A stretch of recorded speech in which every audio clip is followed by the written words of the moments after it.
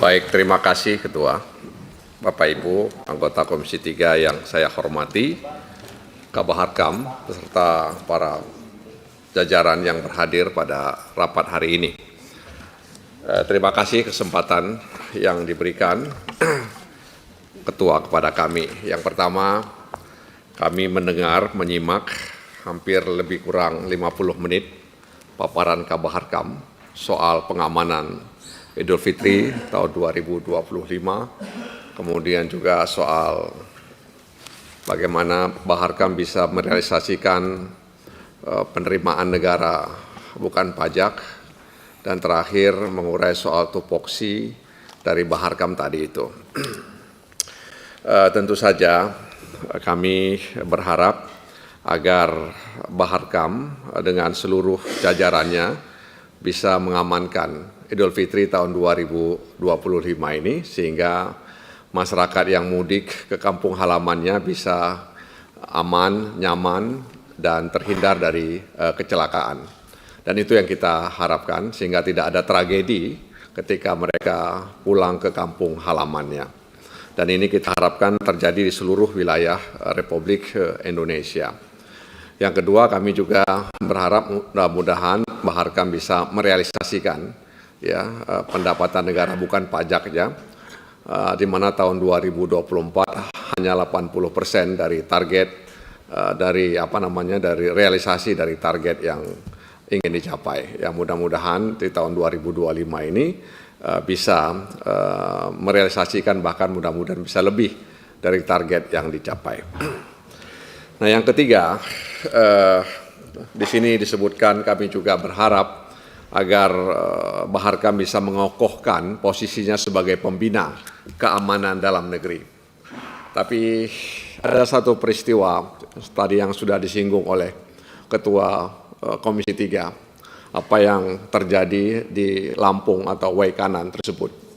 Ini di mana diduga ada keterlibatan anggota TNI, dan hari ini kepolisian dan militer sedang mengusut pelakunya, dan pelakunya juga sudah ditangkap. Dan ini juga bukan peristiwa terakhir, ya. Itu yang yang diperkirakan oleh banyak orang. Mereka sebenarnya ingin bahwa ini peristiwa yang terakhir, ya, tapi mereka pesimis bahwa peristiwa ini bisa menjadi peristiwa yang terakhir. Sebelumnya kita mendengar di Tarakan, ya, ada peristiwa bentrok antara militer atau TNI dengan anggota polisi. Ya. Jadi ketika kita bicara soal keamanan dalam negeri, justru kita dipertontonkan di mana dua alat negara mengalami bentrok, sehingga kemudian masyarakat pun bertanya bagaimana kita bisa mengamankan keamanan di dalam negeri, sementara dua alat negara yang seharusnya melindungi masyarakat, yang menjaga masyarakat, tapi mereka terlibat dalam konflik. Apapun alasannya mungkin bisa kita sajikan di ruangan ini. Ya, tapi oleh karena itu memang perlu untuk dievaluasi sebenarnya dalam posisi Baharkam sebagai pembina keamanan dalam negeri. Sekali lagi, dalam posisi Baharkam sebagai pembina keamanan dalam negeri. Ya, bagaimana kita harapkan ini mudah-mudahan tidak terulang lagi peristiwa ini, ya.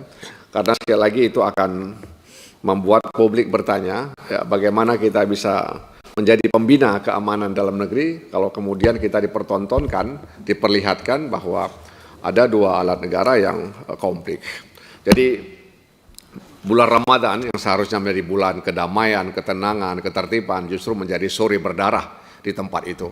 Bagaimana Ibtu Lusianto, kemudian Bribka Petrus Aprianto, ya, dan juga kemudian Bribka Galib Surya Ganta itu harus menegang nyawa, ya, menghadapi mereka itu. Jadi ini jangan dianggap remeh menurut saya, ya, tidak boleh kita anggap sepele, ya, karena mereka sedang bertugas, ya, untuk menertibkan penyakit-penyakit masyarakat yang ada di lingkungan mereka. Justru ada oknum-oknum yang memelihara penyakit masyarakat di tempat itu.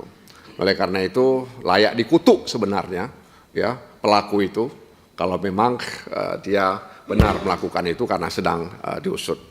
Oleh karena itu sekali lagi dalam konteks posisi Baharkam sebagai pembina keamanan dalam negeri, hal seperti ini barangkali harus menjadi pelajaran, ada upaya yang sungguh-sungguh dari kita untuk memastikan bahwa tidak ada lagi konflik antara TNI, polisi, meskipun barangkali kita bisa sebut oknum dan lain sebagainya, tapi kadang-kadang melibatkan banyak anggota.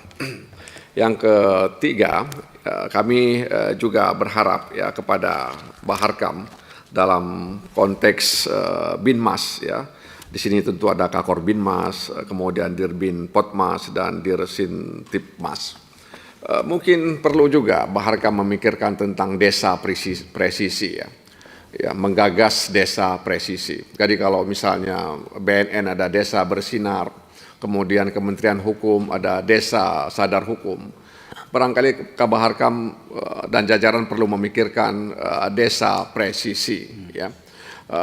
Apalagi hari ini kita sadar bahwa desa menjadi ujung tombak sebenarnya. Ya. Menjadi ujung tombak pelayanan terhadap masyarakat.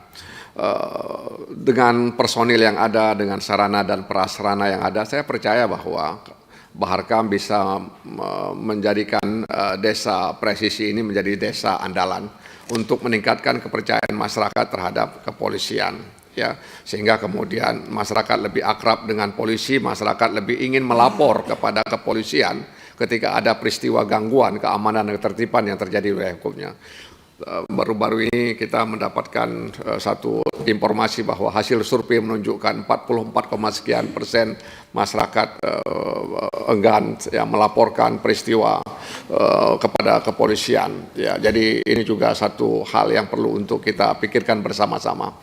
Jadi saya dalam kesempatan ini mengusulkan kepada Baharkam dan jajarannya barangkali bisa menggagas desa presisi ya, sehingga kemudian desa ini bisa mengantisipasi situasi dan keamanan yang ada di desa tersebut. Apalagi kalau kita kemudian merujuk apa yang disampaikan oleh Pak Presiden soal koperasi merah putih. Ya. Jadi desa presisi ini juga akan bisa membantu Presiden untuk mengelola koperasi merah putih sehingga koperasi itu berdaya guna, berhasil guna untuk mendongkrak perekonomian masyarakat di desa. Saya pikir ini penting ya menurut saya ya agar kemudian polisi lebih dekat dengan masyarakat, masyarakat lebih dekat dengan polisi, dan apa yang disampaikan oleh Baharkam tadi soal Babin Kaptipmas itu bukan hanya soal sambang ya, tapi dia juga menjadi semacam security assessor ya, menjadi orang yang bisa menilai ya, keamanan di desa tersebut. Barangkali demikian ya beberapa harapan yang ingin saya sampaikan. Mudah-mudahan kita bisa mewujudkan apa yang disampaikan oleh Baharkam tadi ini. Sangat indah sekali sebenarnya. Apa yang disampaikan Baharkam ini sangat indah sekali. Andai kata ini bisa terwujud, saya pikir kita bisa menghadirkan Indonesia yang aman ya di setiap pelosok negeri ini. Tapi ini tantangan bagi kita ya, bahwa tidak mudah untuk menghadirkan ini semua. Nah, karena itu butuh kolaborasi di antara kita semua. Demikian Ketua, terima kasih atas kesempatan yang diberikan. Wassalamualaikum warahmatullahi wabarakatuh.